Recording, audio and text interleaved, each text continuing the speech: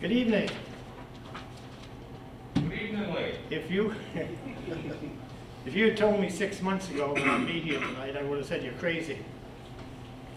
But then I got my tax bill.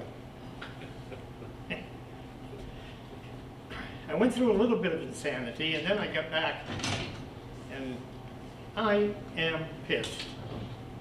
As a taxpayer, as a citizen of Lincoln, to think that to live here, I have to pay $3,000 a year on my little tiny house on 1/3 of an acre of land here in Lincoln. Our house is paid for. We worked hard to get to that position. And to think I have to pay rent to the town of Lincoln in the amount that I do is a travesty. And I'm hearing that from everybody I talk to around this town. They're saying, it's got to stop. Enough is enough. Anyway, back to who I am. Most of you people here probably know who I am, which is, I think, an advantage. I've lived in Lincoln for 40 years, married to Connie, and most of my life I've been in entertainment, whether it was playing in a rock and roll band or having a worldwide audience on internet radio. And of course, many of you people here probably remember the old WLKN radio, at which time for several years in the 1980s, my show was rated the #1 radio show north of Bangor for a little town like Lincoln. So people know who I am, but they think of me maybe as somebody who is more of an entertainer than someone who's involved in politics. I hate politics. I really do. Oh, I'm 76 years old, by the way. Okay, anyway. So, once I decided to run, I started talking to people.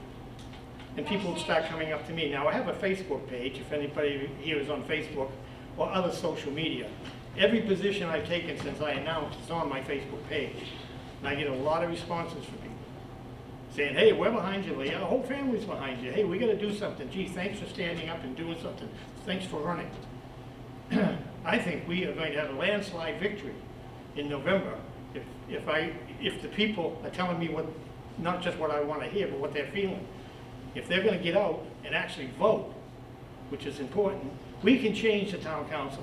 We have a unique opportunity in this election year with 4 people running: Eric Rojo, David Island, Kathy Moisten, and myself. That's 4 people.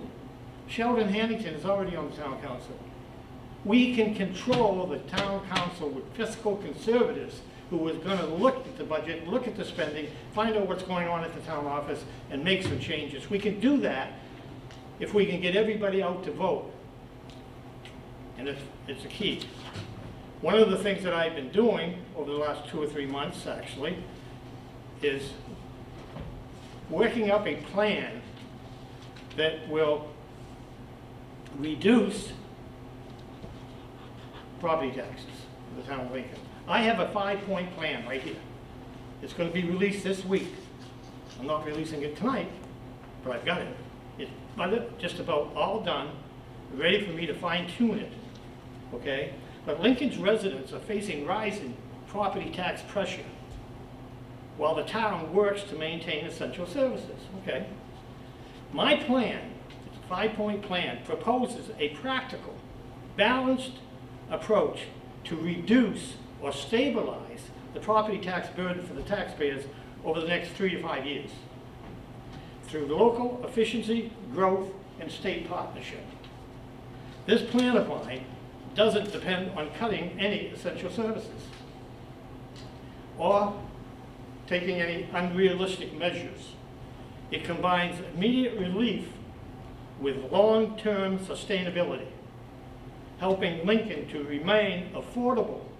That's a key word, affordable, attractive, and also fiscally strong. As I said, I'm going to announce my plan this week. It's not quite the way I want it tonight, or I would do that tonight. So there's nothing being hidden or anything. It's just that when I finally announce that, I want it to be what I think is the best plan I can come up with. Now, this would just lay the groundwork for what needs to be done over the next year, 2 or 3 years. okay? If I get elected to the town council, one of the first things I'm gonna do is introduce my 5-point plan to the town council and say, okay, here's the groundwork. What do you think? Let's get to work. I think it can be done. I've had a lot of people say to me, you can't fight City Hall. You know, you just can't do anything. Bullshit. They use the term Donald Trump uses once in a while, so I guess it's okay. We can do it. It can be done. If not now, when? And if not by us, who? Like I said, we have a unique opportunity in this election that doesn't come all the time. Usually you get 2 or 3 seats that are open. We got to grab this and do it. Any questions? Anything I left out? Oh, I almost got a hat. I didn't get it. I almost did, because somebody in town, a local leftist member of the town council, decided that I was a hothead. So I was going to get a hat that said hothead. I didn't want to spend the $25 to get one. Already I'm saving money. Okay, any questions at all? I'm going to let David come up and give his talk. Thank you for listening.